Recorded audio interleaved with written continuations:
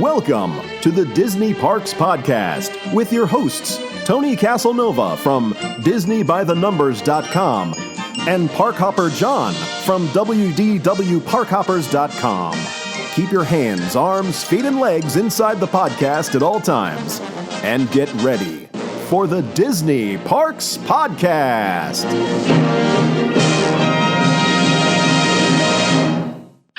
Hello, everybody, and welcome to the Disney Parks Podcast. We have a great show for you. We're going to be talking about some news items like the Great Movie Ride update, early entry testing, Disney's 4th of July spectaculars, and Disney bans the selfie stick. Along with this week's Infotainment, what else can't you bring into a Disney park? Which you'd be amazed what you can't bring into a Disney park. The stuff you bring in that you shouldn't be bringing in. Well, that'll be a fun conversation. But before we do that, we have a big announcement. We are going to do a Crescent Lake Crawl meetup. And it's going to be on Sunday night, July 19th. We're going to start off at 6 p.m. at Disney's Boardwalk Resort. We're going to be in the Bellevue Lounge. We're going to start there at 6. Then we're going to meander our way over to the Yacht Club around 7:30. And we're going to do the Cruise Cup.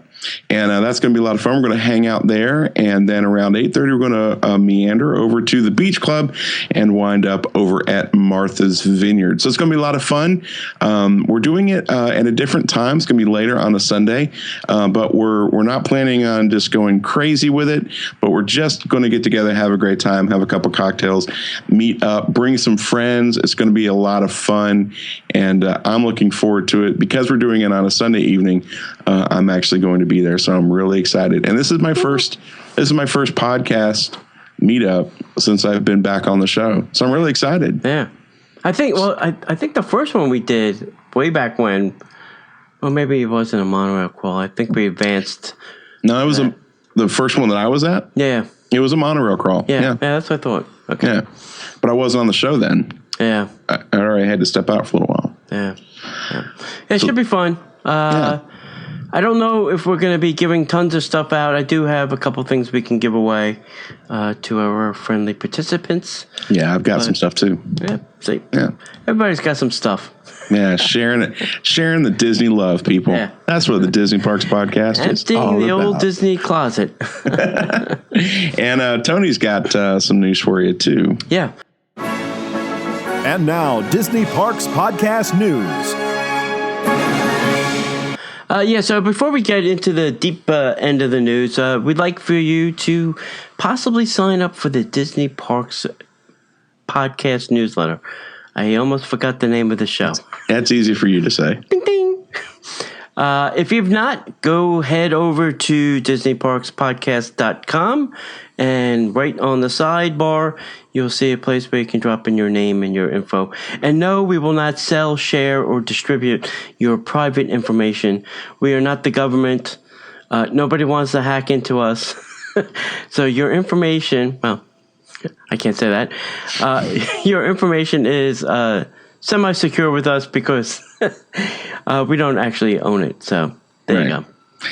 Yeah, and it's pretty cool too. I'm going to start doing the newsletters, and we're going to start putting them out very frequently, about once a week or so, give or take. Yeah.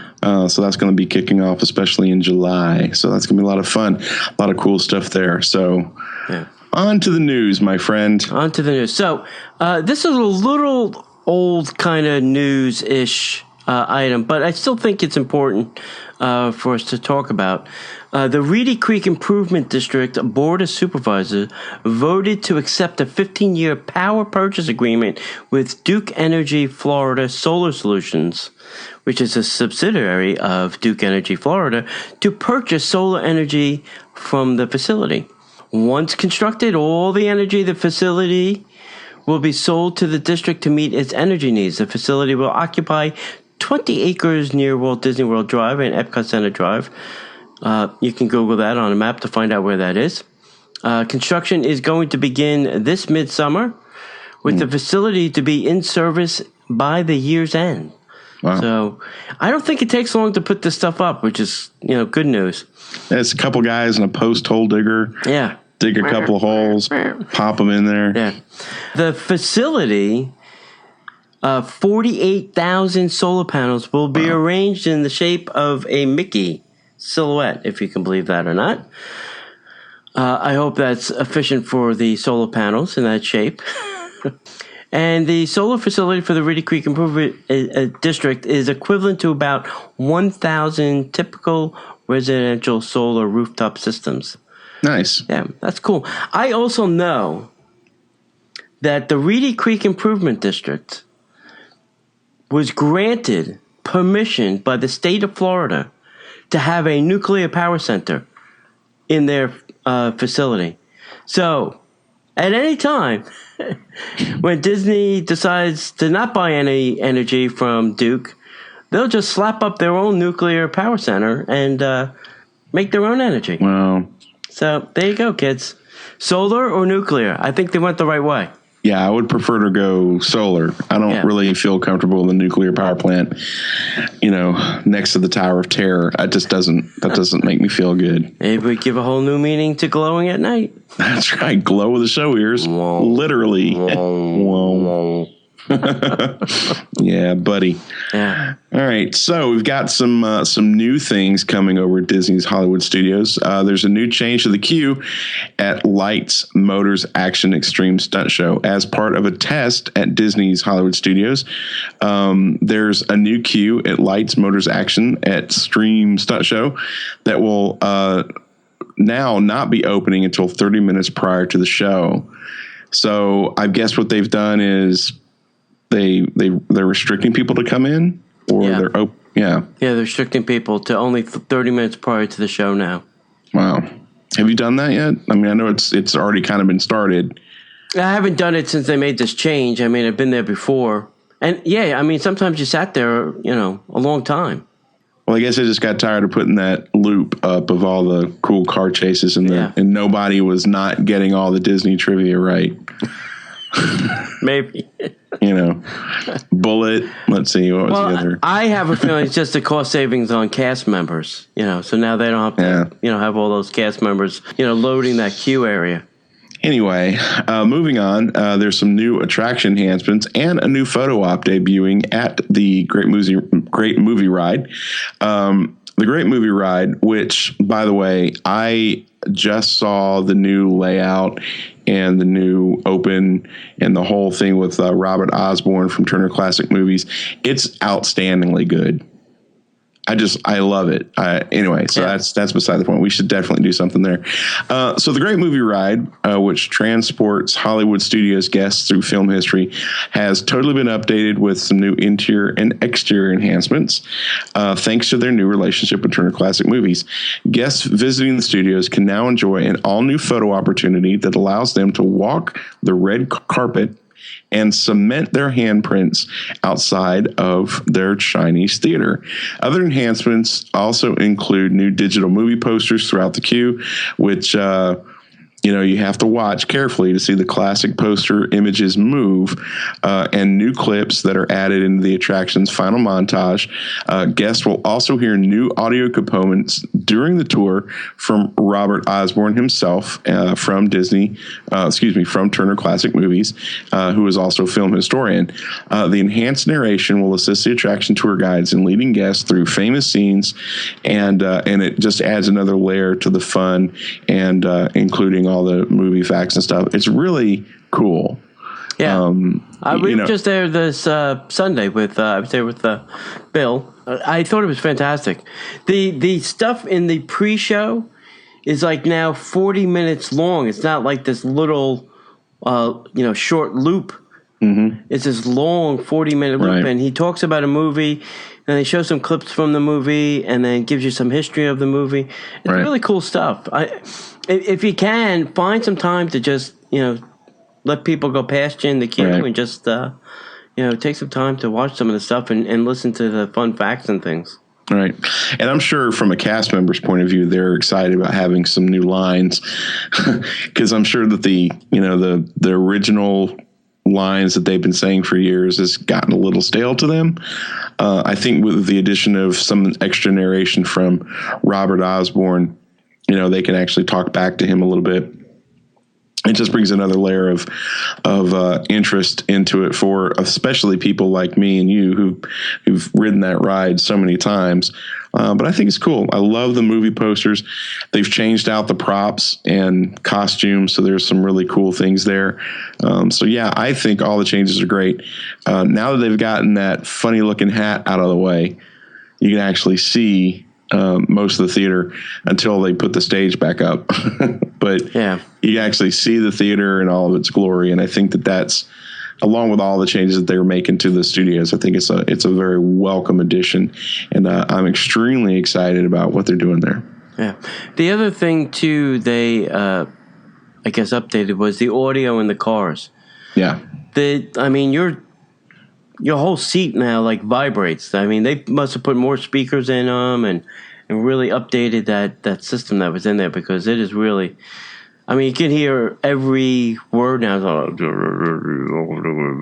It's not this muffled thing anymore. It's, right. Really, nice audio. Yeah. I'm just hoping they take it one tiny step further and change some of the things inside the attraction. Yeah, they're still having the movies that are used in there. Yeah, they're still having some trouble with like the gangster scene because, they're just poor mic placement and they don't have anybody. It's the problem with not having somebody there running sound. I'm not aware that they have a sound person within the ride itself. So when the gangster comes out, they're wearing a headset mic and they're talking, you can hear it. And then they move off position. They go to that other place, they're still shooting. And so the microphone is craftily hidden somewhere, but you can't hear it. So, there's certain things that are happening that you just can't hear very well, but I think it's great. Yeah, I would love for them to do something. I don't want them to put George of the Jungle in place of Tarzan, but I think that we could do something cool there. Yeah, I think something from this, anything from 2000 and on, I think belongs in there. New Jurassic movie would be great to put in there. That would be cool. If Spielberg would let them. Right. Considering all of his stuff is Universal owned. But that if they put anything in there, it's going to be Frozen. No more Frozen. Yeah, it's going to be Frozen.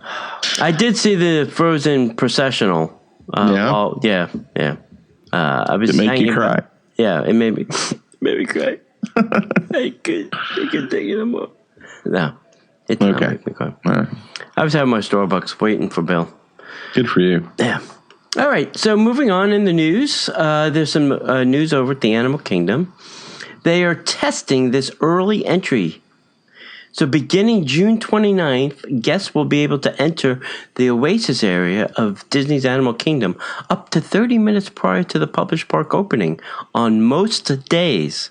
During this additional time in the park, guests can make FastPass Plus selections, rent strollers, wheelchairs, receive help from cast members to make the most of their day in the park.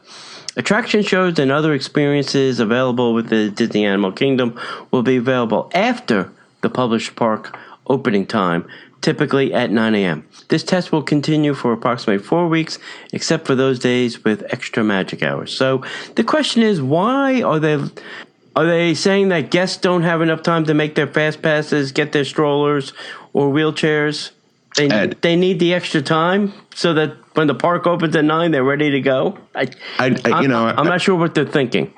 I think it has to do with just getting to the location. I mean, if the fast pass is at 9, I'd have to assume that if the fast pass to ride, Expedition Everest is at 9, or I hate when I do this when we're recording. The big one. Expedition Everest? No. The you see the animals. Yeah, thank you, John. Now it's wearing off on me. Okay, let me just go back and we'll just pick it up from here. I think if a guest has a fast pass for like Expedition Everest, Safari. Yeah, or Kilimanjaro Safari, if it's at 9 o'clock and the park opens at 9, they don't have enough time to get back there. So I could see it. I don't really understand why this is a big deal in Animal Kingdom, but again, we don't know what's up Disney's sleeve. We never know what they're thinking, and they could just be testing stuff to see. So I don't have fast passes at 9. Have them at 9:15. Yeah, I don't know. We'll find out. We'll find out, I'm sure. Before we're in Animal Kingdom, and before we talk about this next piece of news, which is really really exciting. I do have to talk about a little bit of bad news at Disney's Animal Kingdom. The most exciting food item that I've ever been passionate about at Disney is no longer with us. The poop has left the building. They've thrown out the poop at Disney's Animal Kingdom. Disney's Animal Kingdom is an official poop-free zone as far as the guest areas are concerned. This is not even part of the news. This is just something that Park Hopper John is bringing because he's passionate about it. Yeah. Apparently, they had enough guests complain about it that they've taken it out of the new sweets place. It's gone. You cannot get giraffe, elephant, or even hippopotamus poop at Animal Kingdom. It's a shame. I never got a chance to try hippopotamus poop. Now, how am I going to cross that off my bucket list, Tony? I can help you with that. If you really need to indulge yourself. Okay. All right. I think this is going to go down as one of the most short-lived projects or food items in Disney's history. It would have to. I can't think of anything they premiered and then they took it out within like 3 weeks. It wouldn't even last a month, I don't think. Yeah, I don't think so. Oh, well. On a lighter note, there's a new Pocahontas meeting location. Pocahontas has made the journey to Discovery Island character landing at Disney's Animal Kingdom, where she has stepped ashore to meet friends, old and new. And you can find her there throughout the day. Disney's Animal Kingdom is the only place that you can meet Pocahontas at Walt Disney World.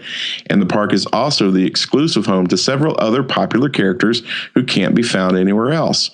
During your next visit, make sure you look for Tarzan, Rafiki from The Lion King, Doug and Russell from Disney's Pixar's Up, and Baloo and Louie from The Jungle Book. I think this is great. I don't know why they brought it back. I guess because it was her, was it 20th anniversary? So I know they brought her back for that, but I think this is great that they're keeping her there. And I think this is great that they're bringing out Tarzan, and they've always had Rafiki and Doug and Russell, and Baloo and Louie. So I think it's great that they're bringing back a couple of the oldies but goodies. Yeah. I know our good friend Diane's very excited. Oh, yeah. She's got to be ecstatic because I don't know if she's been over there yet. So that's cool. So I got to ask this question. I would love for you guys to let me know either in the comments or over at the Facebook or Twitter for Disney Parks Podcast. What classic Disney character that you can't meet anymore would you love to see brought back? What character would you like to see brought back? I would like to see more Toy Story characters. Mm-hmm. Mr. and Mrs. Potato Head, Rex, Andy. Right. I would like to see those kind of things. Yeah, that'd be cool. I would like for them to bring over Oswald the Lucky Rabbit. Yes. We don't have that over at Walt Disney World. No. I think they should bring that. That's the classic Disney character that I would bring. Yeah. Tokyo's got him and Disneyland's got him, but we do not. Nope. We don't have space for that here, John. It's too crowded, too busy. Right. We only have the blessing of size. We can't have things like that here. That's true. This is why we don't have nice things, kids. That's right. Hey, Starbucks has a promotion. I didn't know Starbucks even had sales ever. Crazy, yeah? Yeah. So beginning July 7th, Main Street Bakery at the Magic Kingdom, Fountain View at Epcot, Trolley Car Cafe at Disney's Hollywood Studios, and the Creature Comfort Disney will offer a variety of new items as part of their Starbucks summer promotions. Now, I don't know if they're cheaper, but there's going to be new stuff. I can pretty much guarantee they're not cheaper. They're probably Disney pricing for Starbucks items. Let's see. I do like the new Starbucks s'mores Frappuccino. Yeah. That is very tasty. I've not had one. You have to try that. Nice. Well, Disney Interactive has announced the launch of Disney GIF. Or is it GIF? How do you pronounce that? GIF or GIF? I say GIF. I say GIF as well. Because GIF is peanut butter. That is true. So Disney Interactive has announced the launch of Disney GIF, a mobile keyboard extension that lets users easily send GIFs and emojis of their favorite stories and characters via text, email, and other messaging and social platforms. Disney GIF features content from Disney's Frozen, Star Wars, ABC's Scandal, Disney Pixar's Inside Out, and classic Disney films, and so much more.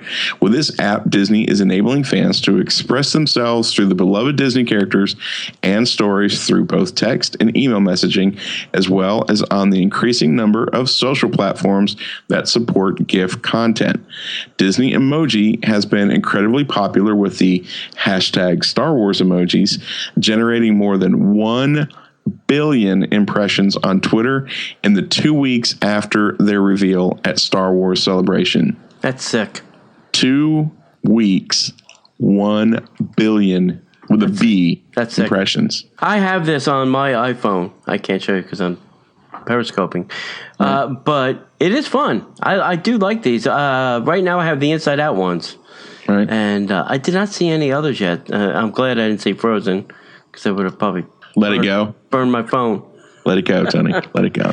But yeah, it's free. It's a free app too.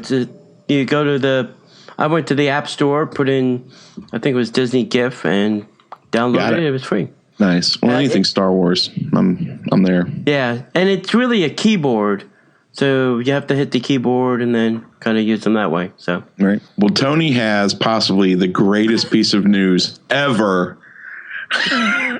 Outside of a new attraction. Frozen's leaving. Oh, no. Oh, second greatest news ever. Yeah. Before we started, I was reading that this is possibly the only theme / amusement park in the United States that has made this broad no more proclamation. Right.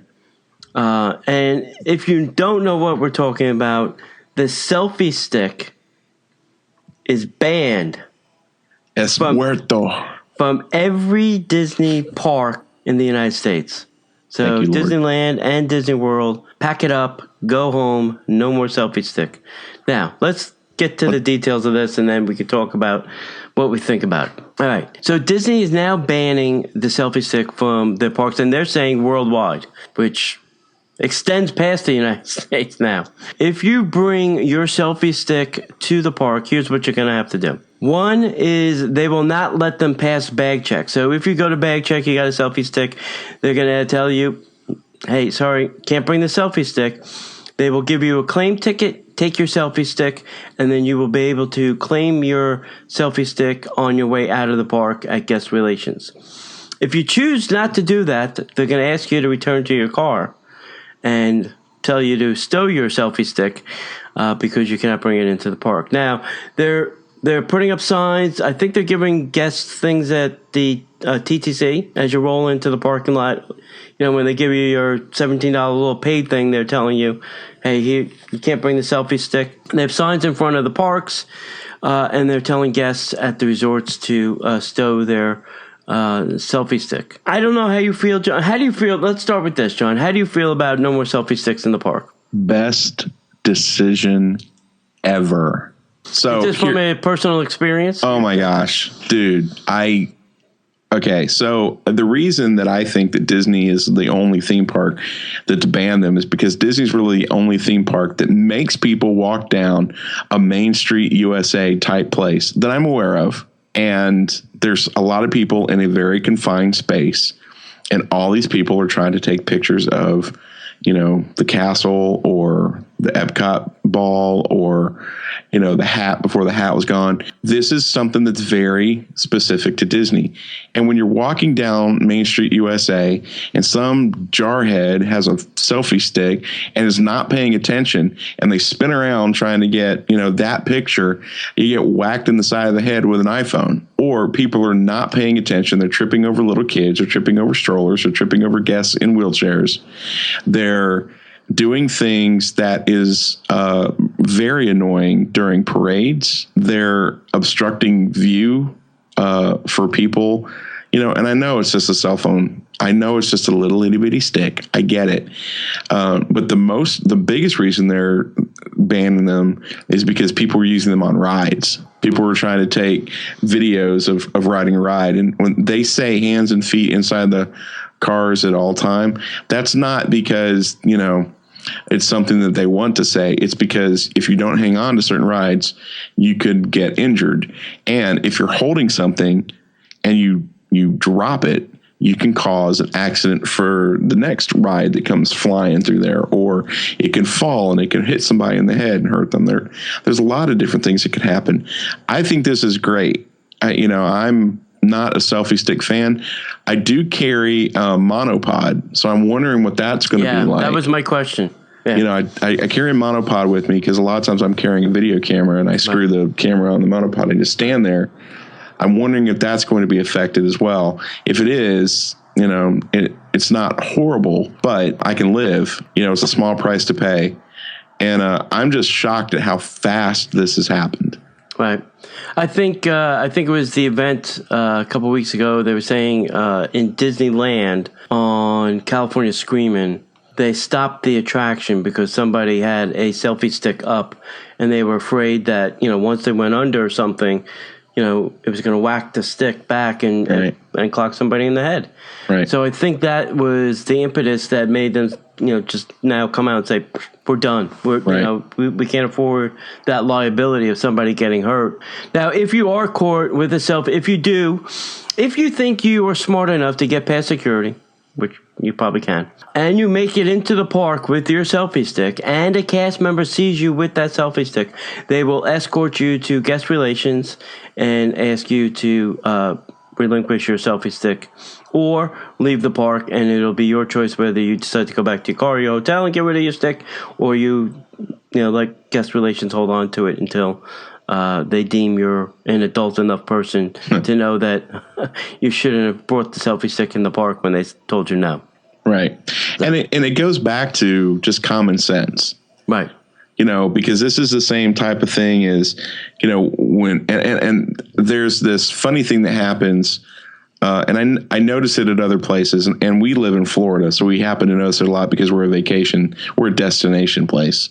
I don't know if it really happens, back home in Georgia, in Atlanta very much, but I know it happens a lot here. It happens a lot at Disney. Once people park their cars and get out of their vehicles, they're on vacation, and they're in vacation mode, and the laws of the world don't apply.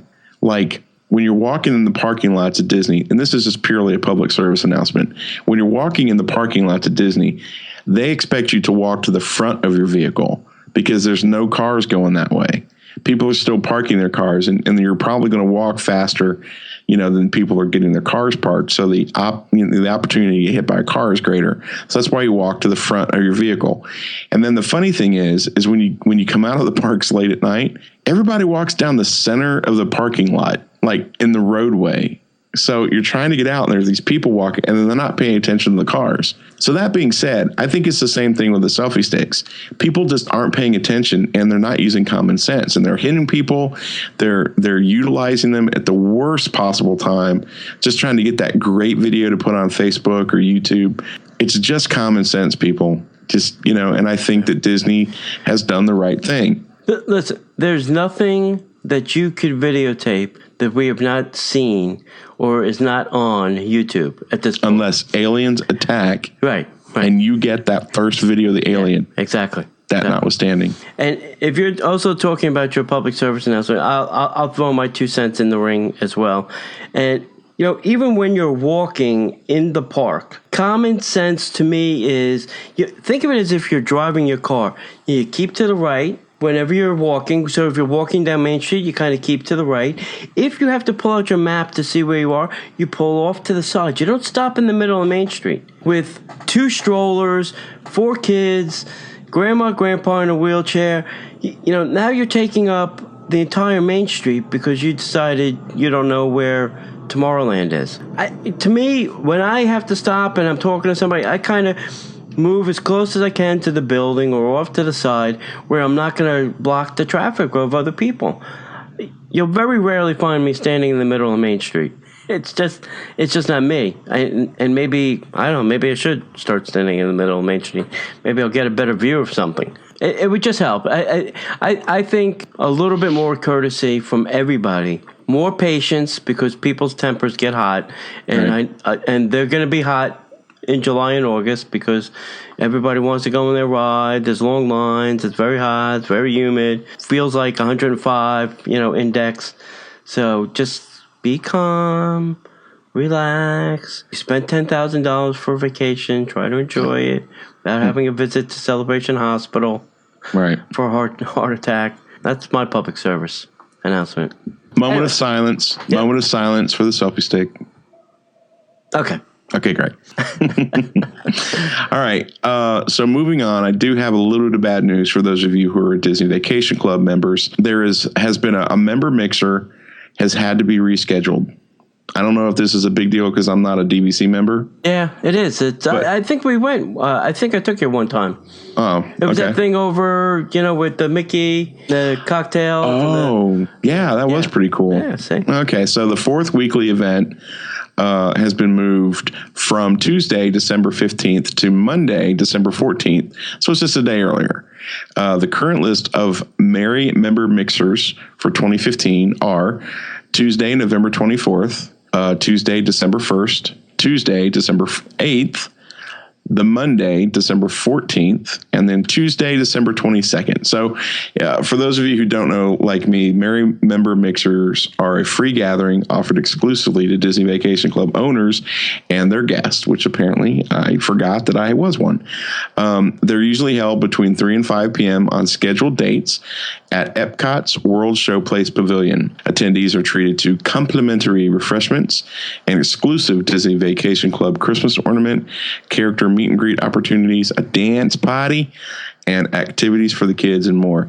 I do remember it was a cool event, and there's so many great reasons to be a DVC member that these member mixers are probably just like icing on the cake. So it's just rescheduled. It wasn't canceled. That's the important thing. Right. They didn't take one away. Disney just came out with the 2016 vacation packages for Walt Disney World, and I was looking through the list of magical extras, which what they call are kind of perks for booking a Disney vacation, little things that 10% here at this place, and free this or buy one get one kind of thing, and the list is so much shorter than last year. Oh, it's so bad. It's so incredibly bad. We're gonna have to have a dining plan expert come on and explain. I know now for the they took away appetizers and a boatload of restaurants or off the dining plan list. We'll have to probably get Kristen or AJ or somebody to come on and talk to us about these changes, because I was like, what? The other thing I noticed and this is the crazy thing, and I know we're talking about DVC.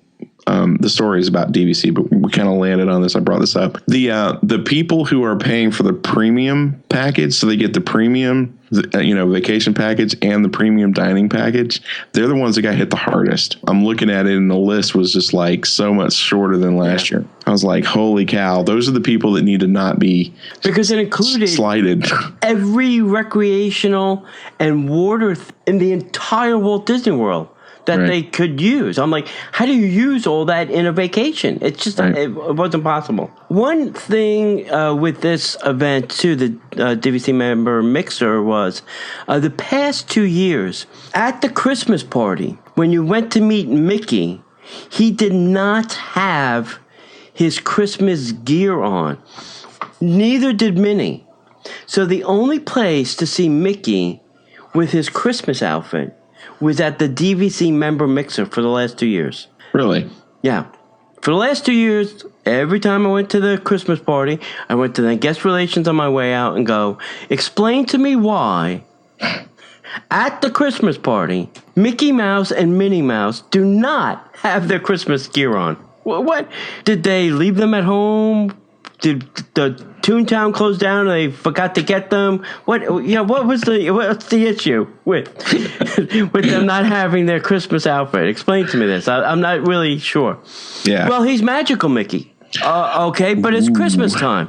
He's got 150 outfits. Right. One of them is a Christmas outfit. I'm just saying. That's my little rant on the Christmas Mickey.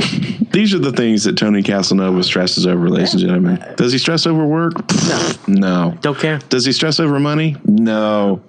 But if Mickey Mouse doesn't have his freaking Christmas outfit on, at the Christmas party, there will be hell to pay. All right. One of the reasons I like to go to the Christmas or the Halloween party is to see the characters in these great costumes they got. Right. The Halloween thing or the Christmas thing. Right. And when you take that away to the two big cheeses, it just loses its luster to me. Lowered expectations. If they can get away with less. I think last year I even wrote a letter to Walt Disney Entertainment. That's how mad I was. Holy cow. There's got to be somebody at Disney's going, oh, my God, another Tony Casanova letter. I'm sure, like the FBI, I have a file. I'm sure we all have piles at Disney. Because it's not the only letter I've ever written. Trust me. No, really? No, I'm telling you. You're an avid letter writer, my friend. I am. I hope to never get on your bad side. I was born with a keyboard in my hand. Well, that explains it. All right. Moving on to Disneyland. Last week we spoke about Disney World's 4th of July. This week we're going to talk about Disneyland's 4th of July. I really think they're going to do this big this year over there. I don't know why. Yeah, it is the 60th. So. Right. All right. So Disneyland Park, the Disneyland Forever, the all-new Street to Sky Fireworks Spectacular will be presented on July 4th at 9:30 p.m. Following the show on that night only will be a patriotic pyrotechnic grand finale to celebrate America's birthday. Over at the Disney California Adventure Park on July 4th, a special pyrotechnic water display will be presented at the start of all 3 performances of the new World of Color Celebrate. So that's at 9 p.m., 10:15 p.m., and 11:15 p.m. Military bands will have several outstanding Air Force and Marine bands will be performing at locations throughout Disneyland Resort on July 2nd through July 6th. So be sure to check out those bands. I think they do something at the flag retreat at both the places, but I think they're going to have something special at those flag retreats in both parks. Yeah. If you haven't seen this on the 4th of July, it may be a good time to catch your first flag retreat. Because it is a little extra special in both places. Yeah, those flag retreats are amazing. Yeah. It's nice. It's just, it's kind of, I don't want to be the negative guy, and apparently I'm the negative guy. No. There's not enough people that really understand what's going on. People are showing up at this theme park thinking that they're, hey, let's go see Mickey Mouse. And then all of a sudden there's this really solemn moment. It's a really cool thing that Disney still does. They do a flag retreat ceremony. They usually honor a veteran. They do a very solemn thing. They do the Pledge of Allegiance. I think they do Pledge of Allegiance, and they play Star Spangled Banner or something. Yeah. And then the Main Street Philharmonic, the Philharmonic, they play a cadence walking down Main Street USA. Got the vet carrying the flag. It's a really cool experience, and I don't think enough people take advantage of it. Yeah, so it's really cool. And we are going to have a guest on this show in a couple weeks that created the Celebrate America back in 1976. He created the music and pyrotechnics for that show. Wow, that lasted 2 years. Because Disney can't do anything for a year. Just doesn't make any sense. Unless it's animal poop. Unless it's animal poop in the last 3 days and it's done. Yeah, right. Stay tuned for that. I think that guest is going to blow everybody's mind. That'd be great. Yeah. I'm looking forward to it. I can't believe we're actually going to talk. I don't think that you're going to be able to because he's also the person that did the Main Street Electrical Parade, yes. Correct? Correct. Which is your come to Jesus. It's the ringtone on my phone. It's what I use to. I'm going to order you some adult diapers that day because you're not going to be able to hold yourself. It's what I use to start all the DPTN videos on YouTube. Yep. All right, good. Okay, so since we talked about it a little earlier, for the infotainment section. And now, the Disney Parks Podcast Infotainment segment.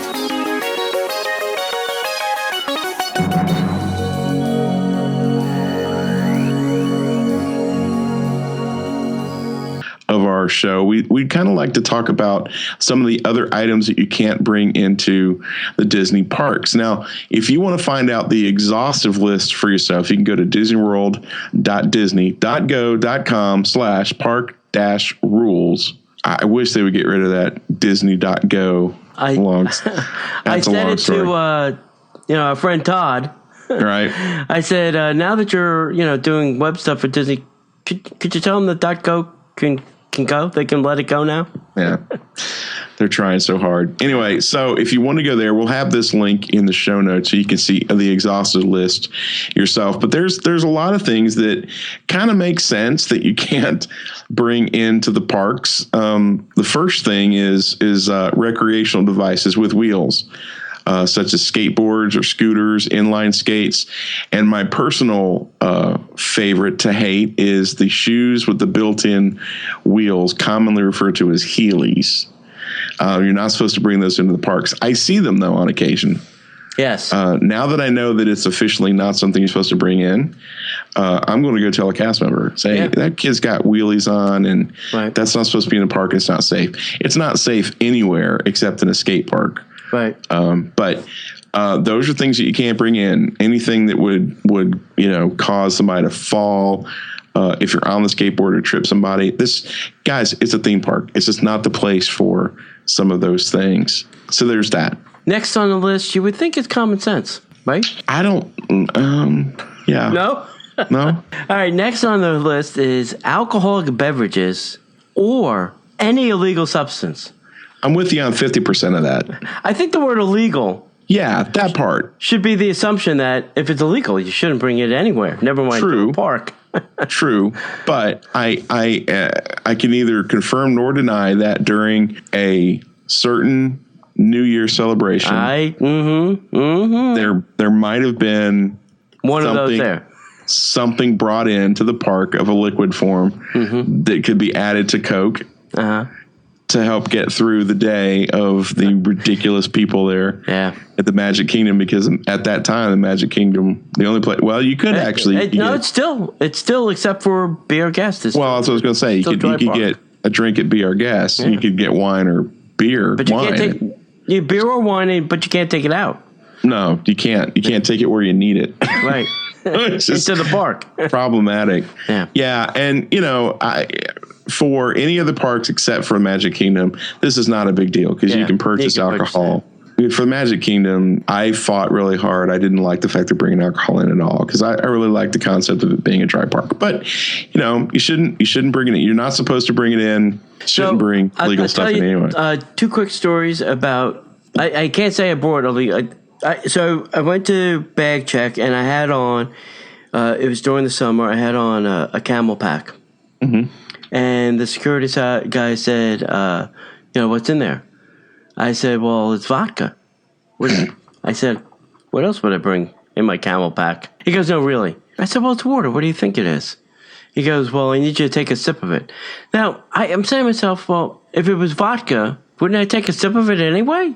Right. It's not like it. I guess he was hoping that it wasn't like gasoline or turpentine or some flammable substance. So by me drinking it, that was his way of making sure it wasn't something terrible. But no selfie sticks. Yeah. And then another time I came in with a water bottle. I put in like an iced tea mix in it, and he said, "Well, what's in that?" I said, "It's iced tea. What do you think is in there?" Well, can you take a sip of it? Fine, I'll take a sip of it. Again, I guess they wanted me to make sure it wasn't a stupid substance, and I wasn't stupid enough to drink gas, but So do you know how you can tell the difference between water and vodka? No. I found this out going to another theme park down the road from Walt Disney World. If you have a container of water and you spin it or shake it violently, it settles. It just goes back to just, water. But if you have a container of vodka and you shake it, it bubbles. And that's how they know. So if you think you're going to take it, this is water, they're going to go shake it and they're going to find bubbles. They're going to be like, this is not water. Interesting. So that's the one thing. The second thing is a buddy of mine was having a birthday.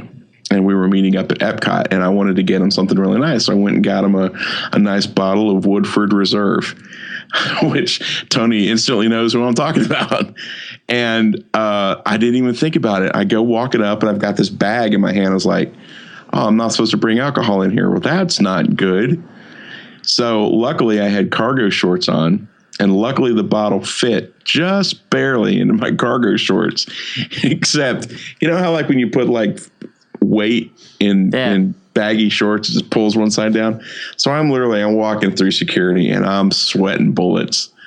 And you got the hobble. I had the hobble going. I'm sweating bullets. And thank God it was hot out. But I got into the park and I immediately rushed into the restroom and put it in my backpack. And I was like sweating the whole time. They're going to find me. They're going to throw me out of the parks. They're going to rescind my pass. I just totally forgot, and I could not give it to him. It was his birthday. That's the other thing with bag check, and this is deviant from the topic. I mean, us guys with cargo shorts, I could fit anything I fit in a backpack in my shorts. Right. And walk in with going right past without a bag. I don't know. Anyway, let's stay on topic for a little bit. Yeah, we're going to get to something here. I got some stories about some other stuff here. So there's a couple of things, and I don't want to get too techy. You can follow the link and you can get the dimensions stuff, but they have a stroller. Oddly enough, they have a stroller size, nothing larger than 36 inches by 52 inches. And then they have, you can bring coolers and backpacks and suitcases in to the parks. But you're not supposed to bring them in with or without wheels larger than 24 inches by 15 inches wide or 18 inches high. So I've always been told that you can bring coolers in. Yeah, I've been told that too. And I've been told that you obviously can bring a backpack in. But on the list of things that you're not supposed to bring in is suitcases, coolers, or backpacks with or without wheels larger than 24 by 15 inches. I guess it has to be those little like Lunchmate ones. Yeah, you can bring small suitcases, small coolers, because kids carry a lot of their stuff in little suitcases, and they sell them in the parks. So you have to be able to have them in the parks. And then if you buy them in another park and go to another, you buy them in a resort and go to a park, they have to allow you to bring that in. So there's a size requirement for suitcases, strollers, backpacks, and coolers. So just be aware of that. Check out the link if you want to know. The next item on the list is any trailer-like object that is pushed or towed by an ECV, that's like a scooter wheelchair kind of thing, or a wheelchair or a stroller, or pulled by a person, and that includes wagons. And I think the only exception to this, which I've seen before, is it was a special wagon that was for a small child that was disabled. Mm-hmm. Okay. And it had like a seat in the back and side rails and all that. And they had a special tag that they had gotten at Guest Relations that allowed them to have this so that no cast members would, toss them out of the park. And the other item is wheeled mobility devices with less than 3 wheels or devices that cannot maintain stability and balance when stopped, unpowered, unoccupied. Training wheels or other similar modifications are not permitted. Devices must be manually or electrically powered and not operated at a walking pace. Devices should be a single rider and not exceed 36 inches in width and 52 inches in length. So this is just saying Segways. Right. They're just saying if you have a Segway or something like a Segway or a hoverboard or a bike. And I think they've banned those stand-up wheelchairs too. And that's a shame because I think those can sit or they can stand, but I think they've said no to those. And I think I've seen people in outrage over the banning of those. So they banned the Segway, and then they took the Segway tours out, and then they took the Segway thing out of Epcot, right? Where you could play on a Segway, a little bit. Oh well, I can't ride a Segway anyway. So this one has to fall under the common sense rule. Is you are not allowed to bring in to Walt Disney World a weapon of any kind. But the funny thing is you're not allowed to have objects that appear to be weapons. And don't they sell those in the park? That's the ironic thing. They actually sell things that appear to be weapons in the park, except the ones they sell in the park are bright colors and they have orange tips on the front of them. So you can kind of tell that they're not actually... Except for lightsabers, they don't have orange tips on them. Yeah, but a lightsaber is a weapon of the future. They don't exist yet. Have you ever been struck between the legs with a weapon of the future? Dude, there's lightsabers and then the ones that the real long plastic, the hard plastic that have the little ball, the kaleidoscope ball at the end. Oh my gosh. Those drive me nuts. They're like walking canes for I've had one driven into my nuts. Yikes. So, but now the funny thing is Park Hopper Sid, one of the things that she keeps in her purse all the time is a Leatherman. For work. She keeps it for work all the time. She uses it all the time. And she always forgets to take it out. And I've seen so many of the security guys that look at it and then they say, all right, have a nice day. Oddly enough, you're not allowed to bring weapons of any kind or objects that appear to be weapons. Well, interesting that they allowed the Leatherman in. It's just, it's one of those things where... Maybe they all don't know what it is. Let's just go with that. Okay, you cannot wear a mask for any reason unless it's for medical purposes. Yep. I even know that, well, for Halloween parties and things.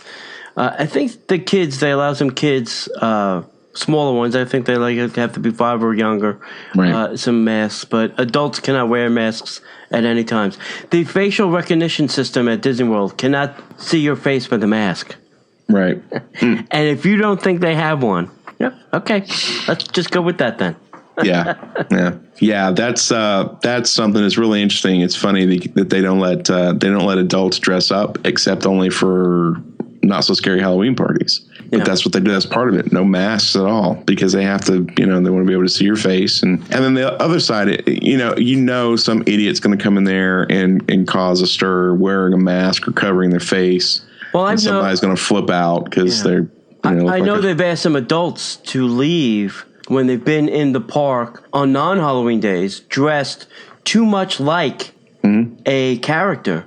I know there's a girl down here in Orlando who has, her sister does Anna and she does Elsa, and they are dead on. I mean, they have gorgeous outfits that look exactly like, and they've tossed them out of downtown Disney because people were lining up to try and get their autographs and stuff. Why would you wear that anywhere on Disney property? Because they wanted the attention. They wanted, Yeah. They need to be hugged more. We bumped into a couple at one of the Halloween parties that had an incredible Jack and Sally combination on. They looked amazing. They looked so good that people were actually stopping them for photographs. And they were very polite about it. And they said, look, we really appreciate that, but we've already been talked to about a dozen times. Please don't take our photograph. Or if you're going to take a photograph, you take it while we're walking, because if I stop and put my arm around you, this is going to toss us out of here. And so they had to be very careful. And I think that at some level that makes sense, but you should be able to take a picture of anybody that you choose to if they're willing to have their picture taken. Sure. But I can understand Disney's trying to that's one of those things where Disney's just protecting the brand because a picture and your safety too. Well, and your safety. I get that.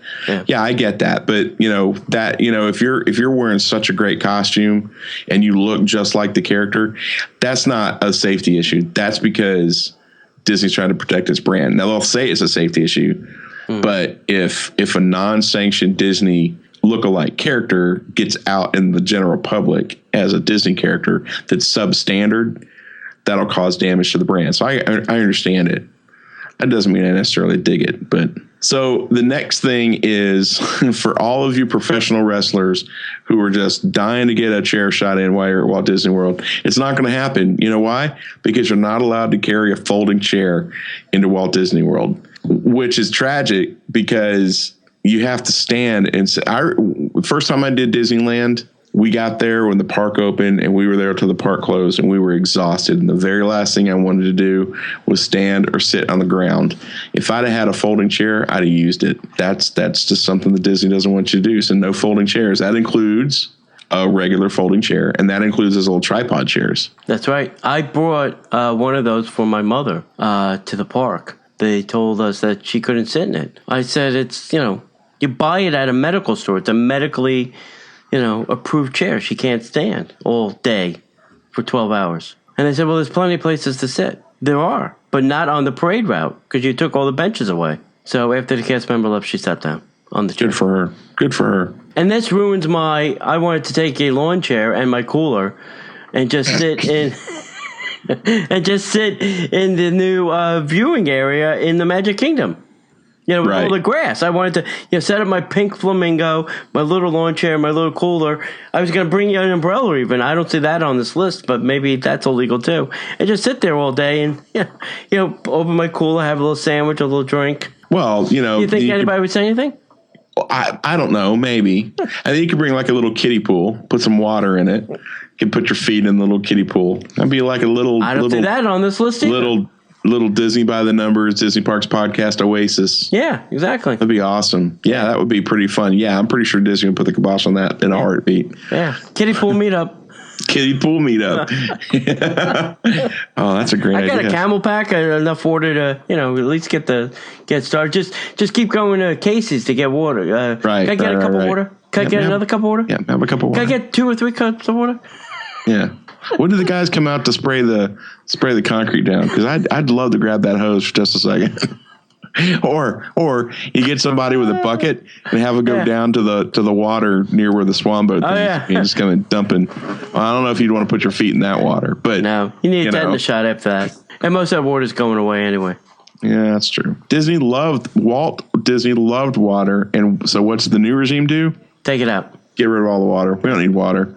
Yep. It's much of a hazard. All right, what's next, John? Next actually is something that I've had some experience with. They do not like large tripods. Now, here's the thing. Imagine like a TV camera tripod. These things are ginormous. They're big. They're bulky.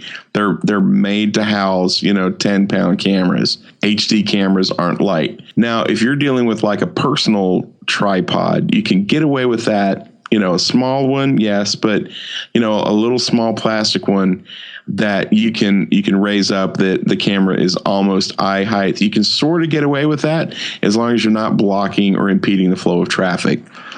Monopods, unless they're falling into this selfie category, which we talked about a little earlier, monopods are not on the list. Monopod is just a telescoping thing that you can put a camera on the top of and you still have to keep your hand on it. It's not stationary, but large tripods, even moderately sized tripods, are frowned upon, and I've bumped into that a few times shooting video with Rick in the parks.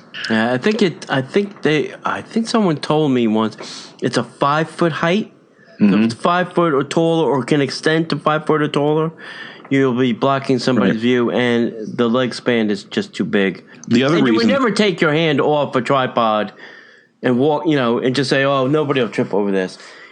Somebody will. Sure. I mean, I never take my hand off my tripod. Sure. Because I know somebody's going to knock it over. You're not everybody. A lot of people would. The other reason, and we were told this by Disney, is when you bring a tripod and you've got a camera on a tripod, even if it's a little camera, and you bring a tripod, you've got a guy standing behind a tripod, you got another dude talking to the camera, that creates a little bit of a stir. And Disney is really about taking away any possible distraction, and they don't want people crowding around to see, hey, man, what's going on over there? They don't want that.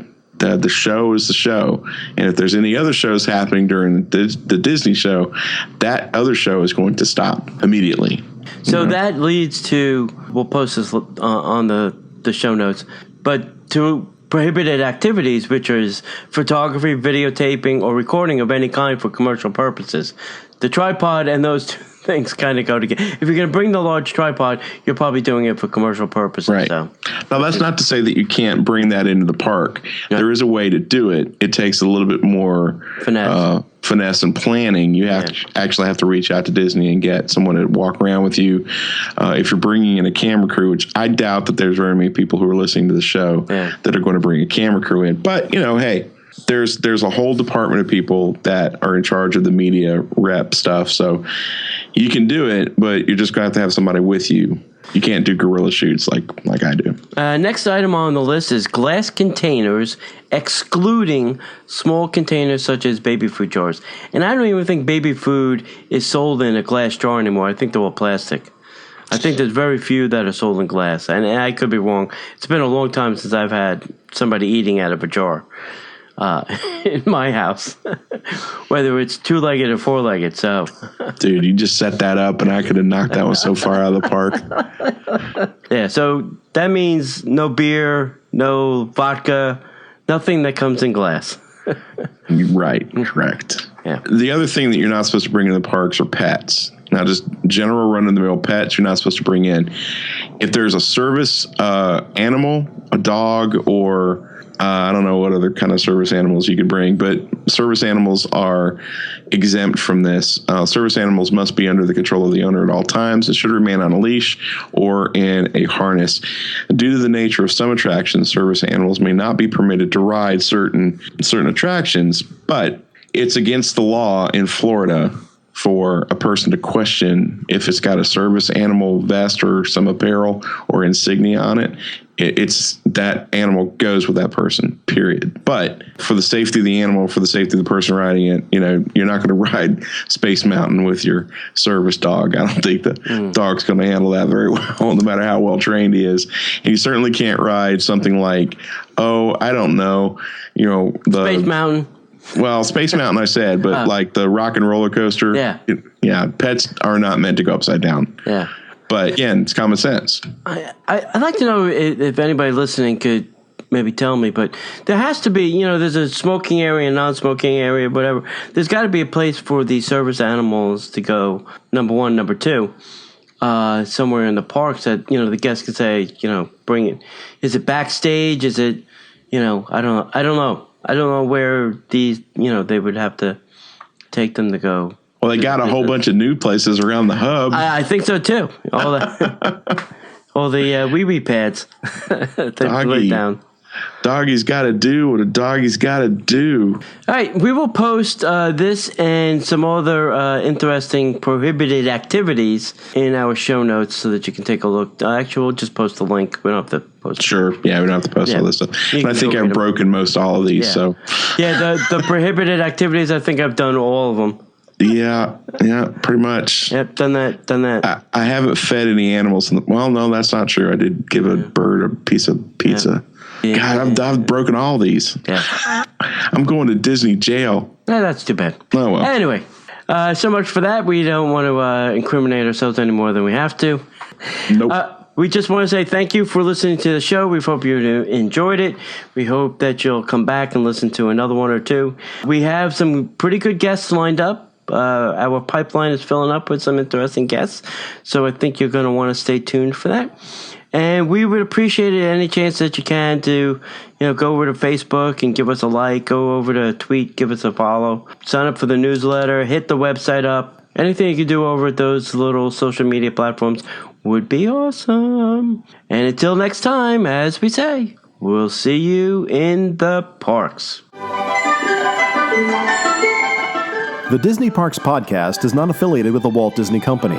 All Disney parks, attractions, lands, shows, event names, etc. are registered trademarks of the Walt Disney Company. Like a bolt out of the blue, fate steps in and sees you through.